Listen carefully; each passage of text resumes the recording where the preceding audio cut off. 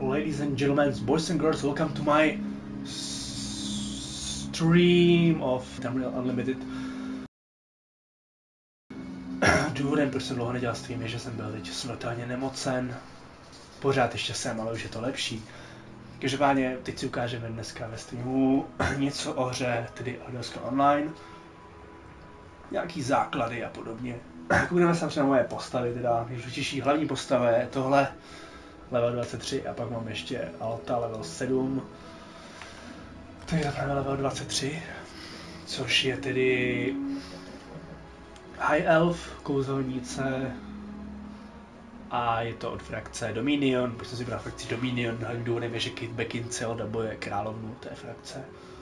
Takže kvůli Kate Beckinsale jsem si vybral tuhle frakci, že spadá pro tu královnu. Každopádně bych si ještě omluvit za to, že jsem sám nemocen, že kdybych vydával nějaké zvuky, divný zvuky, což občas vydávám, tak je to z důvodu té mé nemoci. Celkově možná jenom hlas se neslyšet, že mám tu nemoc. No, to je jedno. Každopádně teď teda si ukážeme, jak skillovat profese z začátku a řekneme si něco o tom. Takže upneme se na celkové moje profese, což je... No, to nechci. To ve skillech, ano. Když je teda napřed musím říct, na to, že to je kouzelníka, tak si většinou teda spíš připadám jako Warlock, ale to je jedno asi. Moc kouzel tady teda není, nebo je, ale zase na to nastavování stačí fakt jenom dvě kouzla používám plus 2, což znamená 2 jakože na útok a 2 na vyvolávání něčeho, takže 2 plus 2 kouzla v podstatě, no.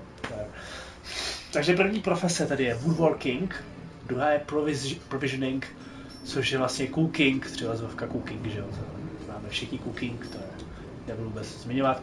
Enchanting, tady není jako klasický enchanting, že byste enchantovali zbraně, ale vytváříte runy. A tím, že pak ty runy rozkládáte, získáváte skilly.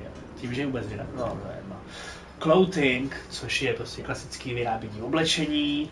A blacksmithing, což je vyrábění heavy oblečení, heavy armor. A zbraní vlastně ještě, což je třeba meč, díka, podobně. No a k tomu woodworking zpátky, to se vyrábí, tam jsem neřekl. Woodworking, tam se vyrábí štíty, stavky a kromě se luky. No a poslední je klasické vytváření potionů na magicu, na staminu nebo na zdraví. Ne na zdraví jako na zdraví, ale na zdraví jako na životy. Jak vidíte, nejvyšší skill má Provisioning, což je Cooking, takže ten asi tam skillová nejlíp. Jak to říct, nejjednodušeji se prostě skilluje, takže to vůbec se zmiňuji. Woodworking, Enchanting a... wait for it, já si vzpomenu, Blacksmithing, to, co se skilluje úplně nejjednodušejíc, je tohle, že uděláte podle jsem ukážu třeba, teď půjdu sem někam do budovy, ale jdu správně, jdu. No, nejdu správně, tam není ta budova, i když na minimapě. Já musím připomínat, že jsem stál nemocnej, takže jsem trošku mimo a ještě včera jsem neviděl, ale v pohodě. Tohle ta budova, jsem chtěl jít, ano.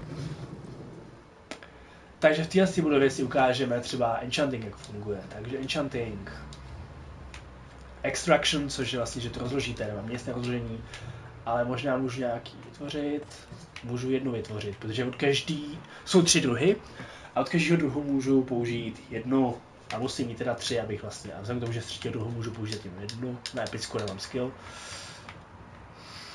Tak a tady použijeme to něco s otazníkem, protože to mi dá víc skillů a objevím teda aspoň při tom použití, k čemu se přesně používá. Ještě tady vidím, že třeba tahle mi bude přidávat víc staminy, tak tady zkusím třeba... Zkusíme něco třeba s tím ohněm. Craft. A vytvořil jsem nějakou runu, jdem se podívat. Level 13, jo. No tak dobře, network entuziasmu. Jo, rezistence na oheň. Tak, teď to rozložím. Jak jste si všimli, přidalo mi to asi 0,00001%. A nic mi to žádnou součástku nepřidalo. Toliko k enchantingu to by bylo. Pak si můžu tady třeba u prodejce teda koupit teda nějaký další runy u něj a případně zkusit rozkládat ty od něj teda. získávat tak skilly, protože ty na stole tak neleží, ty neukradnete. A teď je důležitý vědět, že matka mi vždycky říkala, že krást se nemá nebo něco takového, ale v té hře úplně jednoznačně vidíte, že krást se musí. Takže se schovám, nikdo neviděl. Teď už je možná uvidí, ne. Ač mají si tady tyhle stavky. Hlavně. Teď ještě důležitá věc je, že si můžete i nabarvit v postavu, jak chcete, což je taky skvělý, že barvy se vám otevírají tím, že budete nějaký achievementy ve hře, třeba splníte storyline, zabijete nějakého epického bosse nebo tak podobně.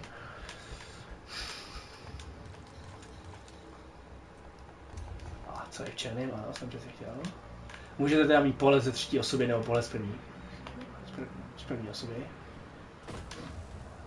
Je to MMORPG, takže automaticky všichni bereme spíš třetí osobu, že jo? Alchemie, po světě budou všude možně kitky, takže budete sbírat kitky klasicky, to víte, jak funguje, s tím, že tady si berete víčku, to se na slabší poušně, to se na silnější, spustíme tohle.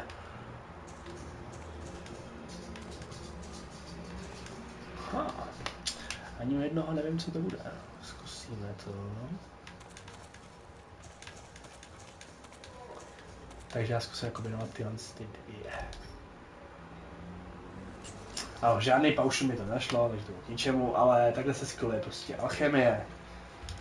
Jinak než tak, že ve světě budete sbírat kitky, to nejde udělat. Cooking je tak, že teda máte někde oheň.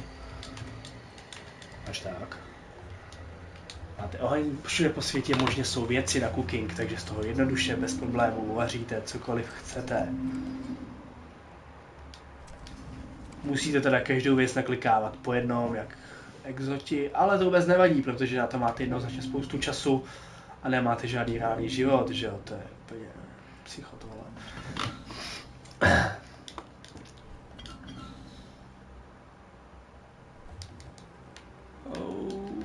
OK.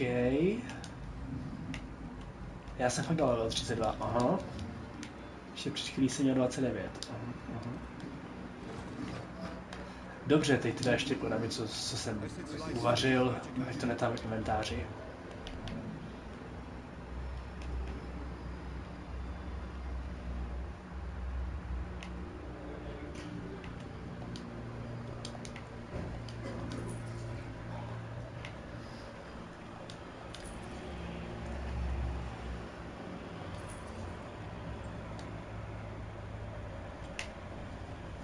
No, více se to asi nezbavím. Open the door.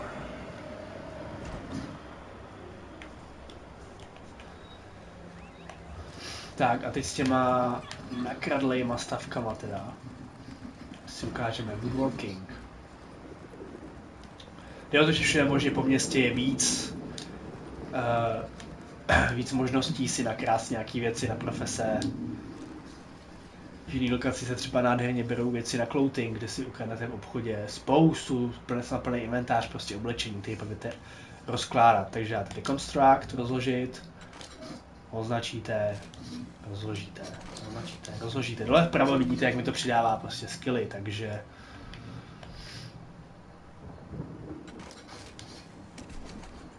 fajn, na to, že jsem vlastně to nemusel hledat, prostě musel si to vzít v inventáři z toho kradenýho. A jde o to, že se tam resetuje vždycky v tom obchodě ty věci po několika minutách, nevím přesně po kolika, typu si třeba po 20 minutách, že se to resetuje a můžete to vzít znova. Možná i dřív jak po 20 minutách. Takhle bych si mohl teda obcházet víc obchodů a krást, ale na to teď nemám čas. Jinak všude po světě se válí dřevo, který sekáte, sbíráte, stejně tak se všude po světě válí nějaký železo a podobně, který sbíráte, anebo překvapivě látky na to clothing, které jsou po světě taky a můžete sbírat. A pak je refine právě přeměníte na použitelnou věc. Já si pamatuju, že jsem si ještě vzal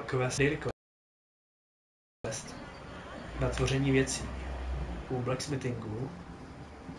A chtěl jsem to dělat, což bylo teda, dělal se přesně na ten quest.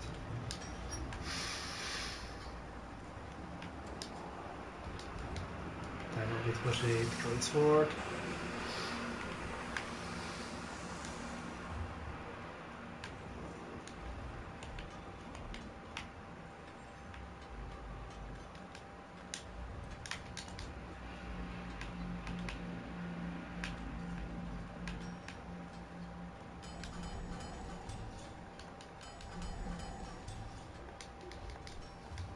Tak a ještě Sabaton, Gauntlets.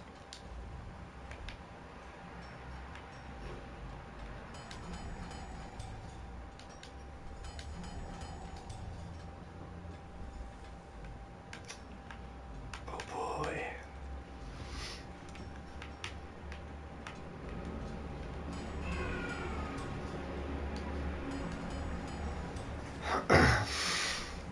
Tak takovýhle daily questy v profesích na vyrábění dostáváte každý den.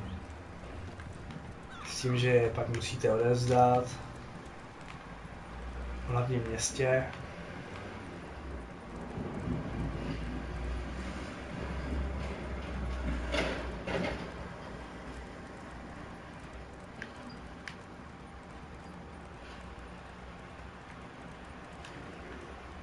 Jinak teda ještě musím říct, že mám sběratelskou edici, takže mám toho koně teda zadarmo v podstatě. A tady toho peta, toho kraba, co jde za mnou, taky. To je asi tak všechno, co se týče výhod sběratelské edice.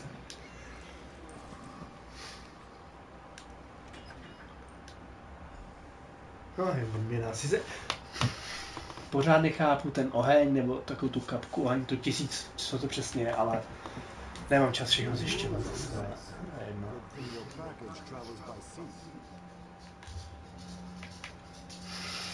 Tak a teď si ukážeme ještě banku, kam si skladuju věci, aby mi to nezabíralo inventář do místa.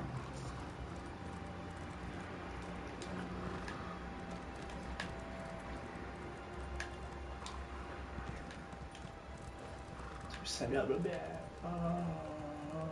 Nevadí už, to vezmu teda tudy má dobře, ok, tady aspoň se projedu.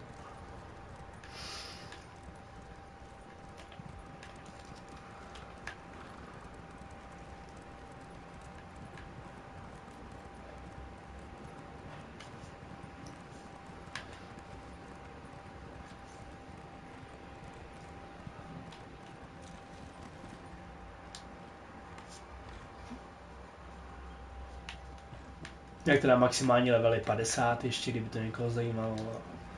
Já už mám level 23. Sorry.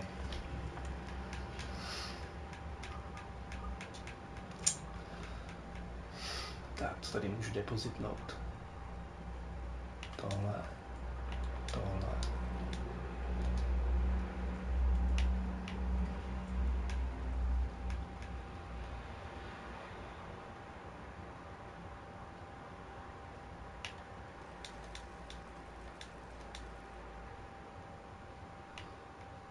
Tohle.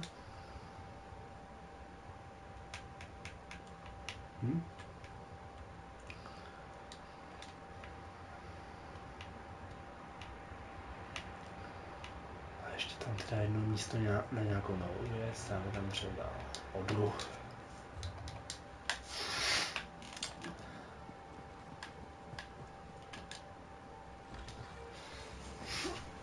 Tak a teď se zaměříme teda na nějaké to bojování a podobně, na storyline.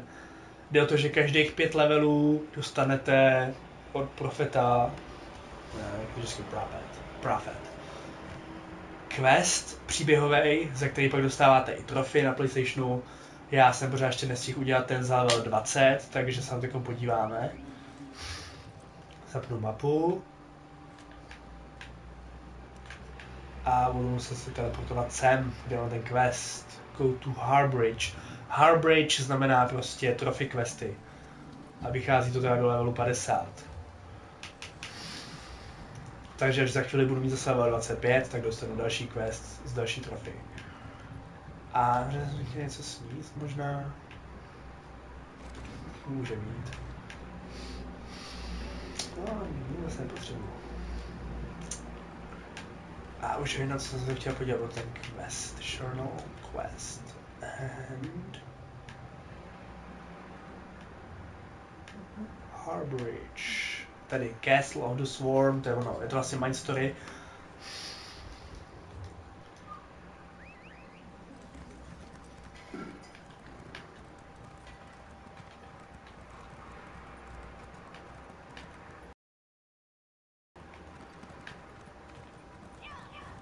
A ještě jedna důležitá věc, že se tam teleportuju od té vejšrajny k té další. Je tady stable, kde je 20 hodin cooldown, takže jednou za 21 vlastně za den v podstatě. Tam můžu naklikat, co si přidám. Buď to si můžu zlepšit za 250 coinů rychlost u koně, nebo staminu si můžu zvýšit. A nebo je tady možnost capacity, což je ale blbost, protože vám to vlastně sice zvýší inventář, ale jeden bod, prostě jedno políčko inventáře navíc. A myslím si, že za 250 coinů si zvyšovat prostě o jedno víc inventář nemá smysl, takže jsem použil 5x 250, no a už teda dát nebudu, spíš tu speed. Teď tu stavinu teda, no. Takže o to, že vlastně denně nalogovat, tak jak to dělám já. Denně nalogovat, aspoň proto si tam odkliknout vždycky tu rychlost třeba u toho koně. A nevím, proč mě to vyhodilo sem, protože jsem fakt nechci, ale teleportuju se sem.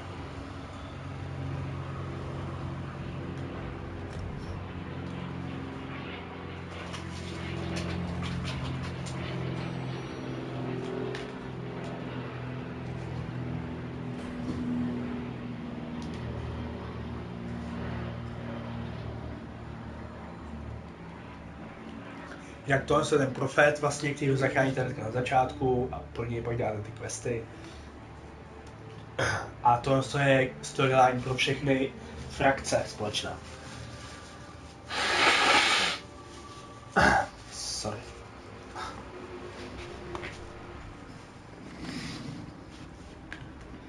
Jinak to funguje jako solo dungeon, takže nepotřebuji mít partu s nikým, když ten partu s kamarádem mám, ale je offline. No, došla mi stamina. A brutál. Já jsem se přece v backpacku, který už krásně musím. No, to nemá smysl. Tady ještě jen, tam je. No, to můžu rozložit pak.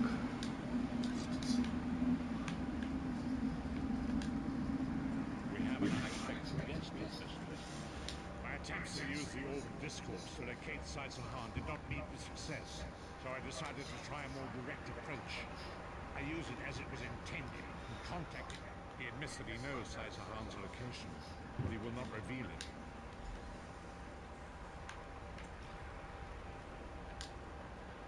We meet again, Vestige. I wish to speak with you on a Oh, yeah, matter of listen, some Vestige. urgency. Manimarco and his vile master have dark and terrible plans. Oh, If you Manimarco. wish to stop them, you need to find the Amulet of Kings. But to find the Amulet, you must first locate Saizhan. Of course I do. And I might be willing to share that information. Ježiš, jakou cenu zase. If Manimarco learns that we've spoken, he'll have me executed. I'm a danger to him. I know too much. Therefore I, Abner Tharn, Chancellor of the Other Council. Overlord of Nibene, Jo, dobrý, to je jak Khaleesi, ty 1000 tu. Asylum, are you joking? There comes a point when even a patriot's loyalty is stretched too far. Will you come to us? Would that I could. As it happens, I find myself to be somewhat of a prisoner, in dire need of rescue. Takže ho půjdu zachránit, to bude ty ta storyline příběhová. Manimarco's fortress and How can I be sure this ain't no trick? Bla bla bla, I can see your point. A jdeme. Ano, je portál jako vždycky, portál projdu, teleportuju se do Coldhart Bridge jako vždycky. No, pěkný pohodí. Tady si budu teď bojovat. Ne?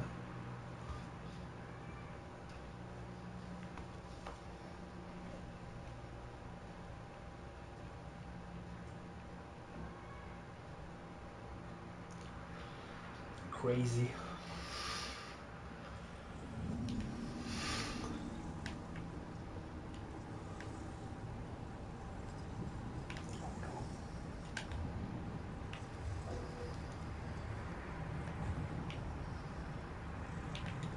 Castle of War. Jo, no, se mnou zase aspoň Lyris, no, fajn.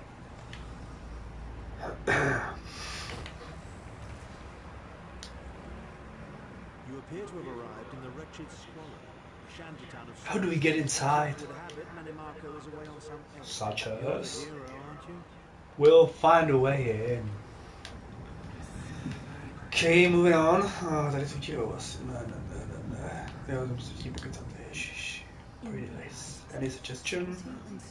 We better get started then. Okay, let's go. Pojď, další portál. Takže máme jít cestu někam. Do hradu a mám mluvit se slavama. S otrokama teda.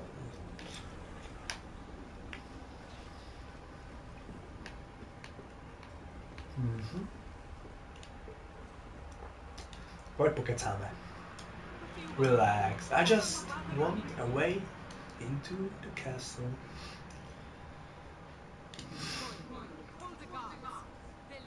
Si zavolej stráže, zabil. Váž strašně. Ty bys měl hrát ve Walking Dead, ty. Ochotná teda, fakt. Víš to, hnusný jméno. Fuj. Zombie March, s tím už se kecat nedá. Taky Zombie March. Zombie March.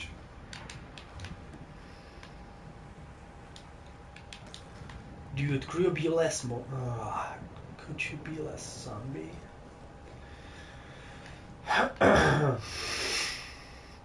Teď kudy to jde ještě? Jsem nešel. Jak s těma autorkama mám pokecat, když všichni jsou zombie a jedna jediná, co tady není moc zombie, tak není schopná mluvit. Ajajaj. Hele, tady je něco označenýho. Ten bude ochotný mluvit. Tak povídej. Zombie tygr člověk. Zombie tygr člověk. Hustý.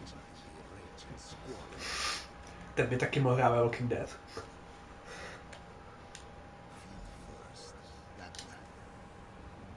Já jsem to teda nečet, ale zase jsem feed first.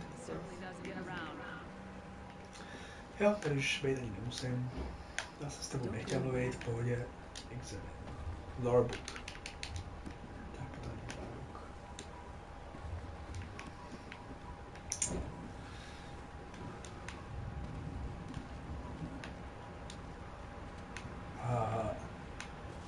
Si ukážeme, jak se bojuje trošku aspoň. Jediný spell, co používám v podstatě na útok, je tohle.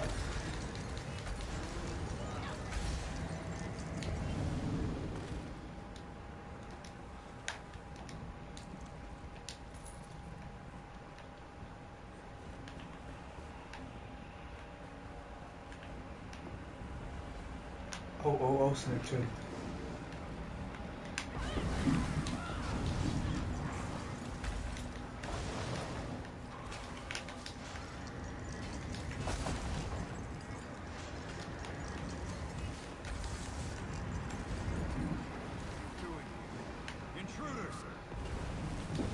Máme intruder. Umři. Má nějak moc života, to se mi vůbec nelíbí tohle. Zbavte mě ho. Kam běžel?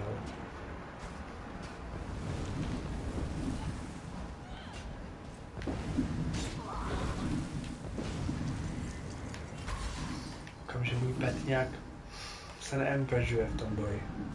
A on jich tady je víc vidíš.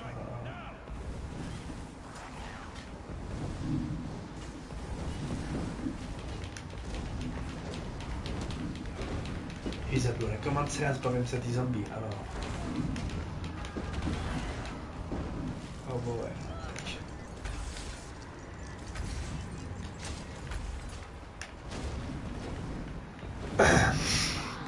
Blbý je, že ty solo instance se automaticky nastaví na můj level, takže když mám třeba vlastně vykonstruovaný po level 20, tak oni jsou na level 23 stejně jako já.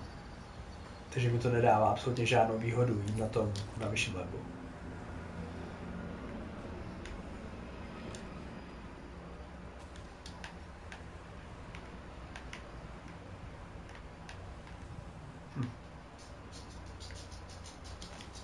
Kedvel zase.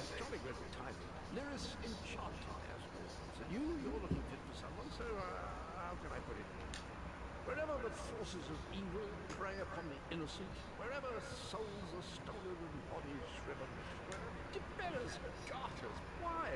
Underground, no question, but it's positively brimming. I see. rescue, is it? Well, that's a different kettle of fish, isn't it? There is a cistern that drains into the waterway. The door is locked, but that's... That might be our best chance to get inside.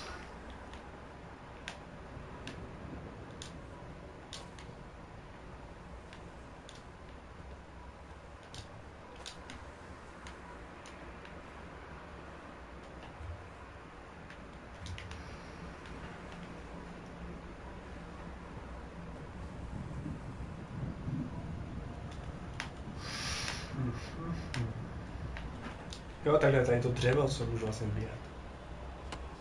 Bomby. Můj pet zase zmizel. Už je tu.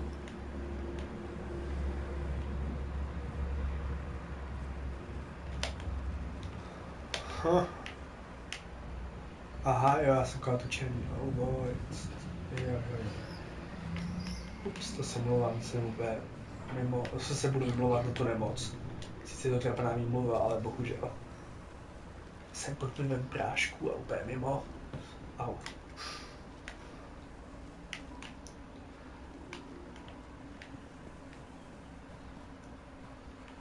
Last of Us.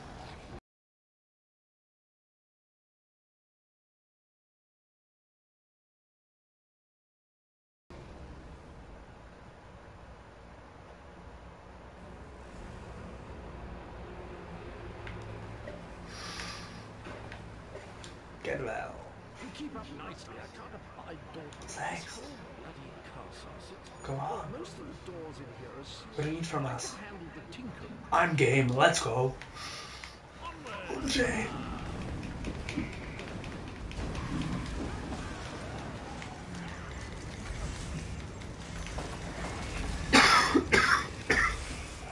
No ne, Cadwell mi taky pomáhá, bomby. Nakonec si myslím, že Cadwell je nějaký záporák převlečený, no. To je jaký myšlák.